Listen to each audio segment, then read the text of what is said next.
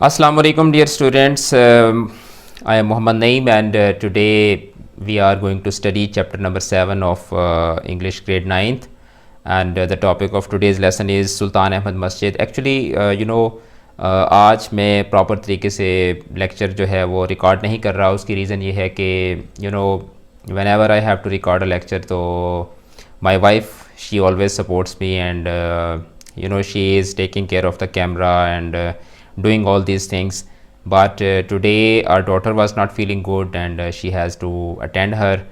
तो बट मैंने वीडियो बनानी थी जो मेरा स्केजूल है उसके मुताबिक. तो आई थॉट कि क्या उसका अल्टरनेटिव हो सकता है, कैसे मैं ख़ुद से जो है वो रिकॉर्ड करूँ वीडियो विदाउट उज़मा's हेल्प.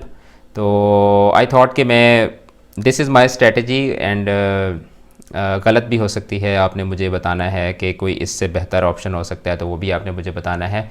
तो आई थॉट कि मैं सेल्फ़ी कैमरा ऑन करके तो मैं जो रीडिंग है वो मैं बच्चों को पढ़ा देता हूँ और उसके बाद मैं ख़ुद ही कैमरा को एडजस्ट करके और मैं आपके सामने आऊँगा और आपको ग्रामर पढ़ाऊँगा, क्वेश्चन आंसर्स करवाऊँगा और उसके बाद फिर मैं इसको इरेज़ करूँगा आपके सामने. और फिर मैं जो नेक्स्ट पोर्शन जो अभी इसके ऊपर मैं नहीं लिख सका तो वो वाला पोर्शन फिर हम आज के चैप्टर का करेंगे. तो because Sasi is ill and Uzma has to take care of Sasi, so I am all alone. और तो आज वो जो एक आर्टिफिशियल फॉर्मेलिटीज़ होती हैं तो वो आज के लेसन में नहीं पूरी हो सकेंगी. बस मैं ख़ुद ही भाग रहा हूँगा और कैमरा ऑन भी कर रहा हूँगा, कैमरा बंद भी कर रहा हूँगा. तो आज का लेसन हम इस तरीके से जो है वो पढ़ने की कोशिश करेंगे. तो चलें लेक्चर को स्टार्ट करते हैं. मैंने 2 मिनट एक्स्ट्रा आपके ले लिए. Let's start with the reading of Sultan Ahmed Masjid and then we will do the question answers and grammar portion. So chapter number 7 and page number 74 of your book and paragraph number 1. The Sultan Ahmad Masjid is one of the most impressive monuments of in the world.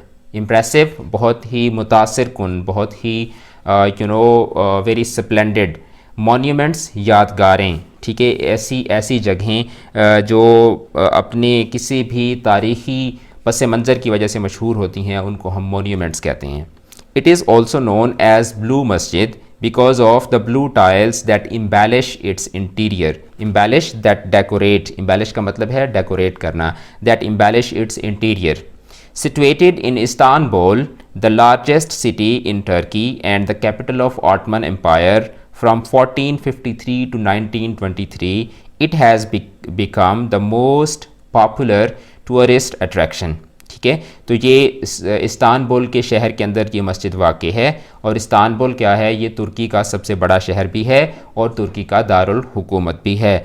और ये जो खिलाफत उस्मानिया है, आजकल आप Ertugrul बहुत देख रहे होंगे, तो खिलाफत उस्मानिया का ये दारुल हुकूमत रहा है 1453 से 1923 तक. तो चूँकि एक ऐसी इम्पॉर्टेंट जगह पे जो मस्जिद वाक़ है तो इसलिए it has become the most popular tourist attraction. Paragraph number 2. It was constructed between 1609 and 1616 during the rule of Ahmed I. तो बेसिकली ये जो मस्जिद है, ये जो हाजिया सोफिया वाला जो इलाका है, एरिया है, उस एरिया के अंदर ही ये मस्जिद वाक़ है. और 1609 से 1616 तक यानी कि कमोबेश 7 साल के अरसे के अंदर ये मस्जिद तामीर हुई सुल्तान अहमद अव्वल के दौर में. एज़ वाज द कस्टम, जैसा कि रिवाज था, कस्टम मीन्स रिवाज, as was the custom, the मस्जिद, दिस मस्जिद like other mosques of the time comprises यानी मुश्तमिल है, कंप्राइजेज मुश्तमिल है, अ टॉम ऑफ द फाउंडर यानी कि जो इसका बानी है, इसका बनाने वाला है, उसकी जो कब्र है, उसका जो मकबरा है वो भी इसके पास है. मदरसा, साथ में एक मदरसा है, एंड अ हॉस्पाइस और एक रसदगाह है यानी कि एक जैसे हमारी तरफ लंगर खाने होते हैं तो इस तरह का एक साथ में छोटा सा इदारा भी इसके बना हुआ है. Paragraph number 3. Construction of the masjid started in 1609. 1609 में इसकी तामीर शुरू हुई. The royal architect, royal architect यानी कि जो शाही जो मामार था, यानी architect the person who builds different buildings. The royal architect Sedefkar Mehmed Agha उस मेमार का नाम था, who was appointed by the Sultan as in charge of the project, जिसको इस सारे प्रोजेक्ट का इंचार्ज मुकर्रर किया गया। The opening ceremony was held in 1616, तो इसकी जो इफ्तिताही तकरीब है वो 1616 में मुनक्किद हुई। अनफॉर्चुनेटली, बदकिस्मती से the sultan could not see the completion of the मस्जिद इन हिज़ लाइफ, यानी जिस आदमी ने यानी सुल्तान अहमद अव्वल ने इस मस्जिद को शुरू करवाया था, लेकिन उसकी ज़िंदगी में ये मस्जिद मुकम्मल ना हो सकी और वो इस मस्जिद को इसका इफ्तिताह ना कर सका। It was completed in the reign दौर हुकूमत in the reign of his successor Mustafa one, तो मुस्तफ़ा अव्वल जो था, सुल्तान मुस्तफ़ा अव्वल, उसके दौर में ये मस्जिद मुकम्मल हुई। पैराग्राफ नंबर 4, ब्लू मस्जिद reflects the architectural style of both ottoman मस्जिद एंड बैजेंटीन चर्च, तो जो बाज़ंतीनी जो हुक्मरान थे, जैसे कॉन्स्टेंटीन अव्वल जिसने आके कुस्तुनतुनिया कॉन्स्टेंटिनोपल सिटी जो है वो भी उसी के नाम पर है, तो जो बैजेंटीनियन एम्पायर था उसकी बड़ी छाप है ये जो टर्किश और ख़ास तौर पर ये जो ये कैक्सस रीजन है जिसमें टर्की आता है, जिसमें जॉर्जिया आता है, अज़रबैजान आता है, आर्मीनिया आता है, सम अदर यूरोपियन कंट्रीज़ आती हैं, तो इन कंट्रीज़ के ऊपर बैजेंटीनियन एम्पायर का बहुत बड़ा असर है। जैसे सब कॉन्टिनेंट के ऊपर मुगल्स का बहुत बड़ा असर है, तो सिमिलरली टर्की के अंदर जो बैजेंटीनियंस थे उनका, चूँकि उन्होंने इस इलाके में बहुत लंबे अरसे तक रूल किया, तो ये मस्जिद जो है इसके अंदर भी क्या है, एक तो टर्किश यानी कि ऑटमन जो आर्किटेक्चरल स्टाइल है उसका भी इसमें टच है, और साथ में बैजेंटीनियन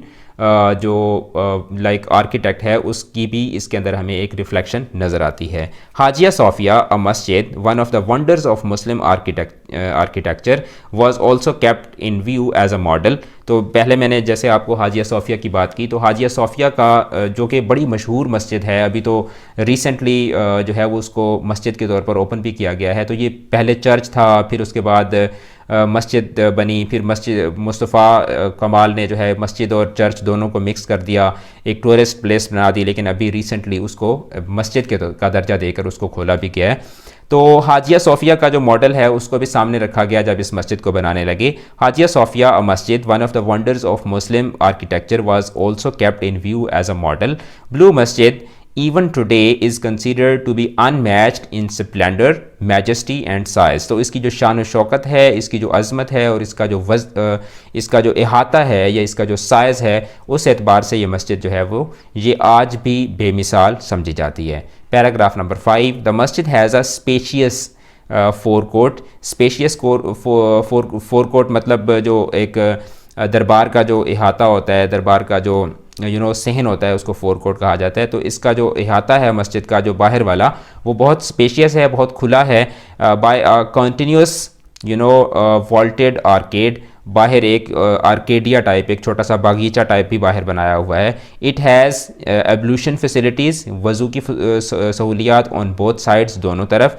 इन the centre there is a fountain which is rather small in contrast with the magnitude of the courtyard।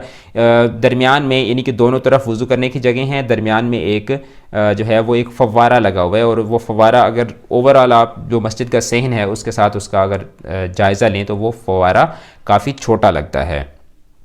Okay, a heavy iron chain hangs in the upper part of the court entrance on the western side। तो जो मस्जिद का जो मगरबी दरवाज़ा है, उस दरवाज़े की जो एंट्रेंस है उसके ऊपर जो है वो एक भारी जो है वो जंजीर लटक रही है। और वो क्यों लटक रही है? This side was meant for the sultan alone, क्योंकि बादशाह जो होता था वो मगरबी दरवाजे से मस्जिद में दाखिल होता था। The chain was put there so that the sultan had to lower his head every time he entered the court. तो वो जो कि बादशाह बड़ा पावरफुल होता है, तो लेकिन मस्जिद अल्लाह का घर है, अल्लाह से ज़्यादा पावरफुल कोई नहीं है, तो वो एक सिम्बॉलिकली जो है वो चेन लटकाई हुई होती थी ताकि जब बादशाह मस्जिद में आए तो वो अपना सर झुका के मस्जिद में दाखिल हो, ताकि उसके दिल के अंदर ये एहसास आए कि मैं इस दुनिया पे जो है वो अल्लाह ताला का एक खलीफा हूँ, या मैं अल्लाह ताला की अता से बनाया गया मैं एक बादशाह हूँ। ये बादशाहत मेरी ज़ाती या हमेशा रहने वाली नहीं है।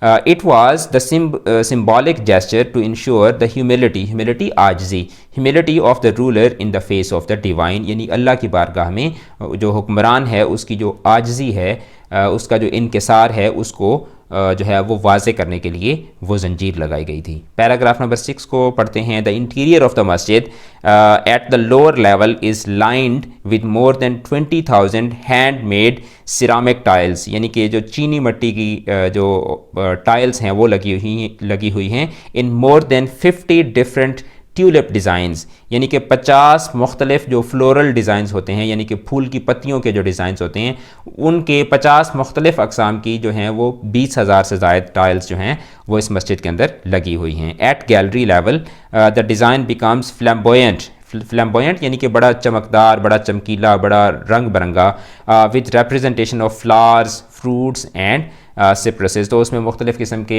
डिज़ाइंस बने हुए हैं, मुख्तलिफ़ किस्म के फूल और फ्रूट्स वगैरह और तस्वीरें वगैरह बनी हुई हैं, तो उससे वो बड़ा जो है वो क्या होता है, जाज़िब नज़र बन जाता है, बड़ा अट्रैक्टिव बन जाता है।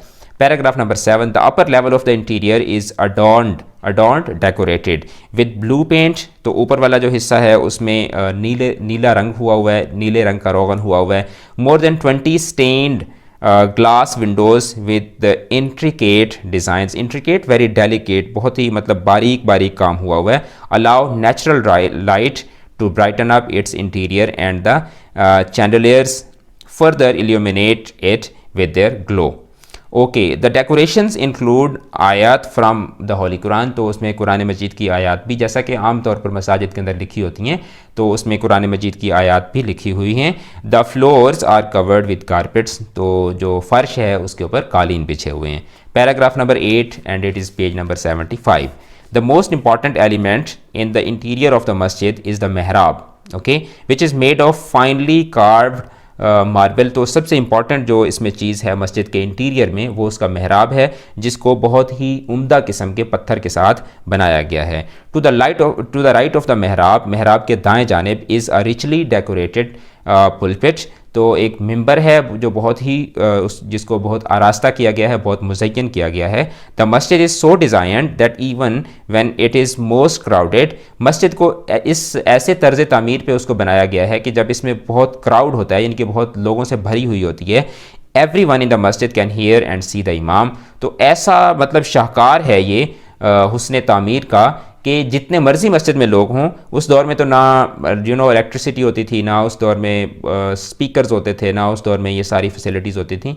तो उस दौर में ऐसे जो है वो कैसे कैसे ज़हीन आर्किटेक्ट थे कि उन्होंने मस्जिद को ऐसे तामीर किया है कि इमाम को सारे देख भी सकते हैं, बेशक मस्जिद फुल भरी हुई हो, और जो है वो उनको आवाज़ भी सुनाई देती है।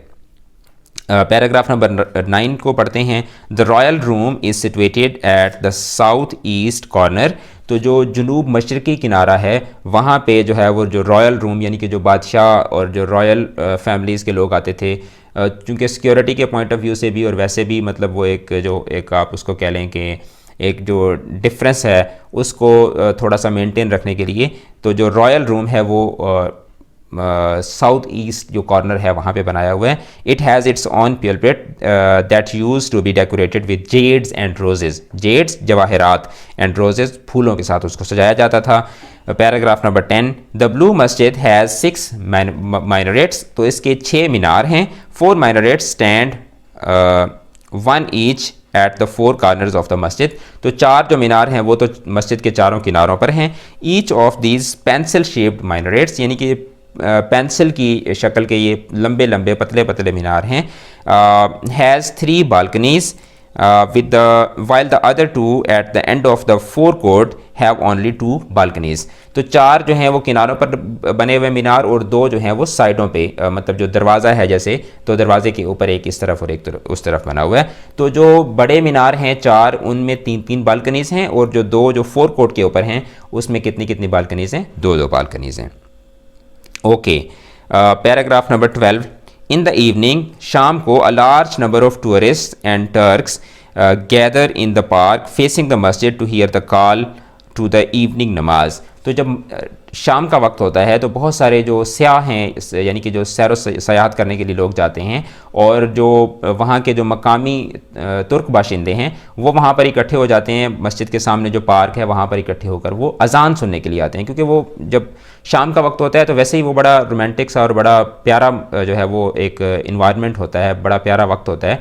तो लोग उस वक्त अजान बतौर ख़ास अजान सुनने के लिए भी लोग इकट्ठे होते हैं। The masjid is flooded with lights and so are the hearts of the believers with divine love. तो मस्जिद रात का जब वक्त होता है तो मस्जिद रोशनियों से मुनव्वर हो जाती है और जो अहले ईमान हैं उनके दिल ईमान से मुनव्वर हो जाते हैं।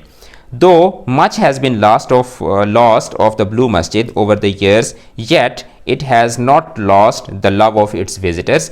अगरचे चूँकि वक्त भी काफ़ी गुजर चुका है, अब आप देखें कि 1616 में ये मुकम्मल हुई तो अब 2020 चल रहा है, तो it's been more than 400 years.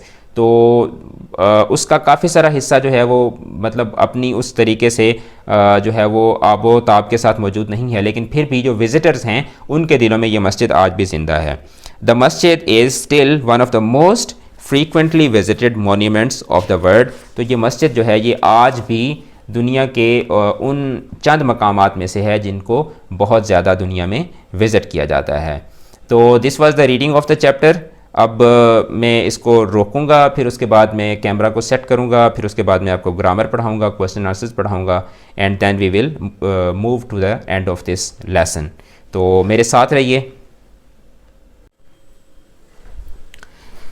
Okay, so we have to do first of all question answers and we have 6 questions. The question number 1 is that why Sultan Ahmad Masjid is also known as Blue Masjid. So the answer is that the blue tiles that embellish the interior of the mosque make it famous all over the world. Sultan Ahmad Masjid or mosque is also known as Blue Mosque because of these tiles. क्योंकि अभी हमने lesson भी पढ़ा है कि उसका interior जो है उसमें ब्लू कलर को बहुत ज़्यादा यूज़ किया गया है और उसमें जो टाइल्स लगी हुई हैं वो भी ब्लू कलर की हैं, तो इस मस्जिद को इस वजह से जो है वो ब्लू मॉस्क भी कहा जाता है।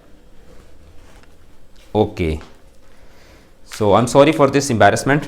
Question number 2 is that who was appointed as the architect of the masjid. तो इस मस्जिद का जो आर्किटेक्ट है वो किसको मुकर्रर किया गया था। So the royal architect Safdar Mehmed Agha was appointed as an architect and in charge of this project. Question number 3 is that why was a heavy chain hung at the entrance of the court. So the answer is that a heavy iron chain hung in the upper part of the court entrance so that the Sultan had to lower his head every time he entered the court. It was the symbolic gesture to ensure the humility of the ruler in the court of God. And question number 4 is that how does the interior of the masjid look? The answer is that the interior of the mosque is embellished with blue tiles which give its interior an attractive look. Okay. Question number 5 is that why do you think madrasa and hospice was part of the masjid? So the answer is that madrasa was for the students because the students they were coming from very far parts of the country. तो दूर दूर से क्योंकि आ रहे होते थे students, तो इसलिए उनके लिए मदरसा बनाया गया था। And hospice was for the needy and the travellers. ठीक है, तो जो ट्रैवलर्स आते थे वो भी वहाँ पे आके रहते थे और जो गरीब गुरबा होते थे वो भी उस लंगर खाने से जाके खाना वगैरह खा लेते थे।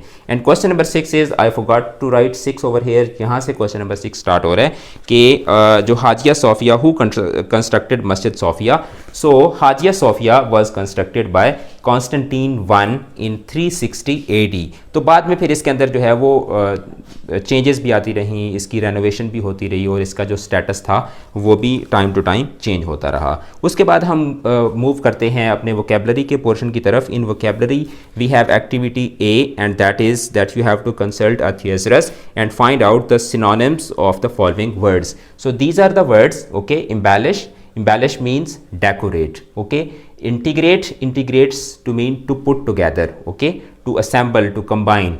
Then splendor means magnificence. Okay, and majesty also means magnificence. Okay, and the 5th word is illuminate, and illuminate means to light up. Activity B is that you have to circle the correct antonyms from the given choices of the underlined words. So you have 5 MCQs. I have written the words that are underlined और उनके जो meaning है वो भी मैंने जो antonyms है वो भी साथ में लिखे हैं। सो जो पहला वर्ड अंडरलाइन किया गया है that is impressive. Okay, the Sultan Masjid is one of the most impressive monuments in the world. तो उसका जो एंटोनिम है that is unimpressive. Second is the largest, उसका जो एंटोनिम है दैट इज़ स्मॉलेस्ट। थर्ड जो वर्ड है दैट इज़ हैवी और उसका जो एंटोनिम है that is light. Fourth word is upper and its का जो एंटोनिम है that is lower, and the fifth word is covered and its antonym is exposed. Then activity C is that use the following words in sentences. इनको sentences में इस्तेमाल करें. The first word is impressive. Okay, like he has a very impressive personality. इस तरह का आप sentences का बना सकते हैं. Then dexterously. Okay, dexterously like very artfully. ठीक है, बड़ी महारत के साथ. So the engineers built the mosque dexterously. Okay, then spacious, बहुत खुला.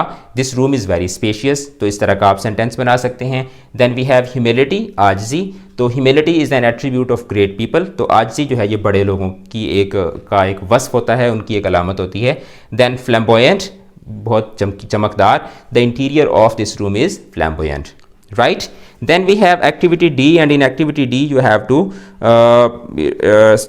tell the actual words के जिनकी ये abbreviations हैं, like USA, UK. तो आपने ये बताना है कि what do the following abbreviations stand for. किस word को या किस phrase को या किस चीज़ को ये explain करती हैं. तो USA United States of America, UK United Kingdom, UAE United Arab Emirates.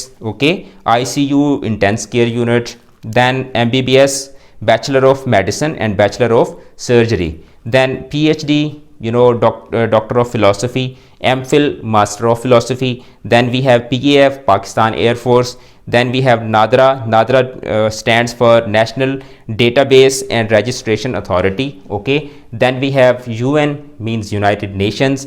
Then we have ISSB, Inter-Service Selection Board, right? Then WAPDA, Water and Power Development Authority. Then we have PTB, Pakistan Technology Board, Pakistan Text Board, Pakistan Tobacco Board. MNA, Member of National Assembly. MPA, Member of Provisional Assembly. Okay. IMF, International Monetary Fund. WHO, World Health Organization. WTO, World Trade Organization. Then we have UNESCO. Okay. United Nations. Okay.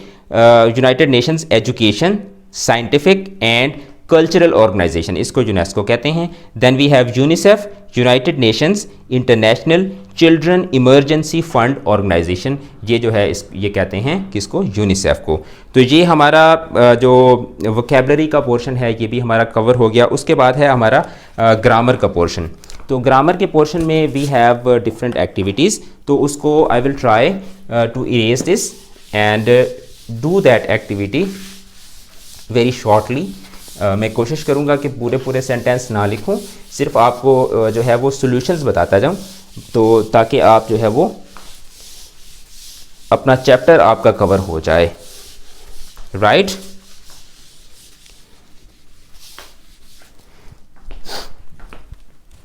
So grammar, and in grammar we have activity 1. Okay, यहाँ से मैं line लगा देता हूँ. Grammar and activity A. So in activity A you have to place the adverbs at appropriate positions. जैसे first sentence है, first sentence के आखिर में आपको adverb दिया गया है often. तो इसका मैं जो correct sentence है वो मैं आपको बता दूंगा और आपको उसमें underline भी कर दूंगा कि ये वाला adverb था और इसको हमने उसकी appropriate जगह पे लगाया है. जैसे she, okay, often comes here. Okay, तो इसमें often जो है ये क्या है, एडवर्ब है. Then sentence number 2 is that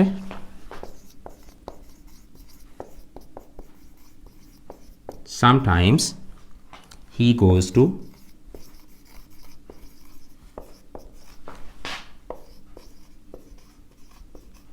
Lahore. Okay, so sometimes here is adverb.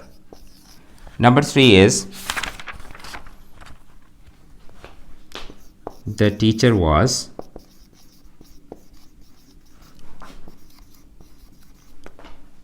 hardly late ever. Okay, तो इसमें hardly ever जो है that is adverb. Then question number 4 is that usually we are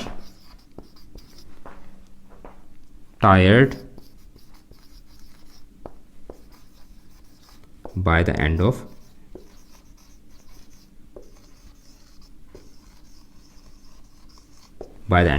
day. तो इसके अंदर usually is adverb. Then in 5 we have I have just posted. आगे इसमें just is adverb. And in 6th sentence he did his work carefully. तो इसमें carefully जो है that is adverb. तो एडवर्ब्स को हमने उनकी जो अप्रोप्रिएट पोजीशंस हैं उसके ऊपर हमने इसको लगा दिया है. You can make a screenshot if you want to, then I am going to erase it and then we will go to the second activity. So activity B is that you have to complete this table with appropriate adverbs of degree. So जैसे आप table के अंदर देख सकते हैं कि positive degree दी हुई है, ठीक है. उसके बाद आपने क्या करना है, उसके बाद comparative degree, okay, and superlative degree जो है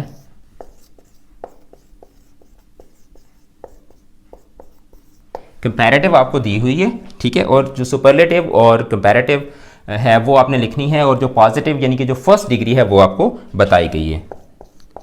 जैसे कीप मच, ठीक है. उसके बाद Seng beautifully and slept little, and then we have looked good, okay, and arrived early.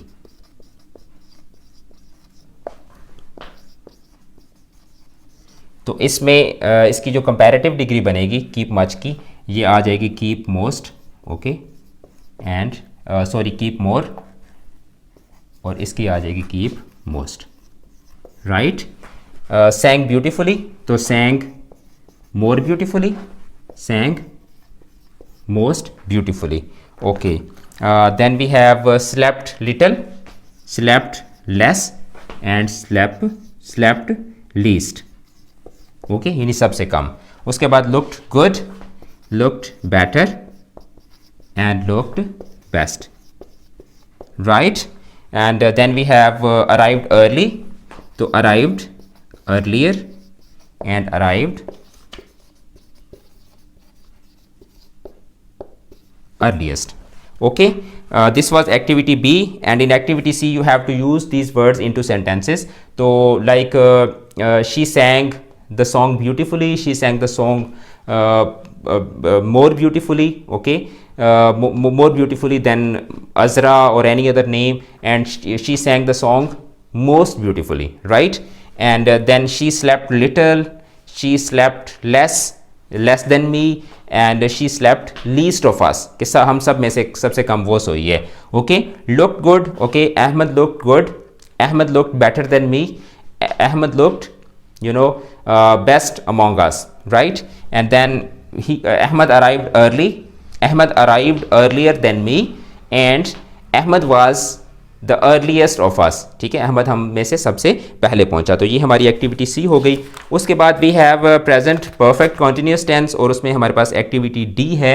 And in activity D there are 6 sentences, and you have to tell that कहाँ पे since लगना है और कहाँ पे फार लगना है. तो सिंस और फार का जो डिफरेंस है उसके ऊपर I have made a video, and that is you know less than 2 minutes video. तो उसका लिंक जो है वो मैं डिस्क्रिप्शन में भी डाल दूंगा, और अभी एंड स्क्रीन में भी आपको वो वीडियो शो होगी. तो you can watch that video and you can learn the difference between since and far. तो मैं अभी आपको बता देता हूँ इसका जो सोल्यूशन है वो बता देता हूँ. Number 1, I have been studying for 3 hours, okay. Number 2, I have been watching TV since 7 PM. And number 3, Tara hasn't been feeling well for 2 weeks. And number 4, Tara hasn't been visiting us since March. And number 5, he has been playing football for a long time. And number 6 he has been living in Bangkok since he left the school. और उसके बाद आपने क्या करना है कि activity E में you have to make 5 sentences using present perfect continuous tense and convert these sentences into negative and interrogative. तो मैं आपके सामने जस्ट एक सेंटेंस जो है वो मैं आपके सामने बना देता हूँ, बाकी आप खुद से बना सकते हैं। You know my daughter is crying and I am teaching you. Okay, so like he has been playing since 9 o'clock. This is the positive sentence. If you have to make negative, you can say that he has not been playing since 9 o'clock, and he has he been, okay, has he been playing since 9 o'clock.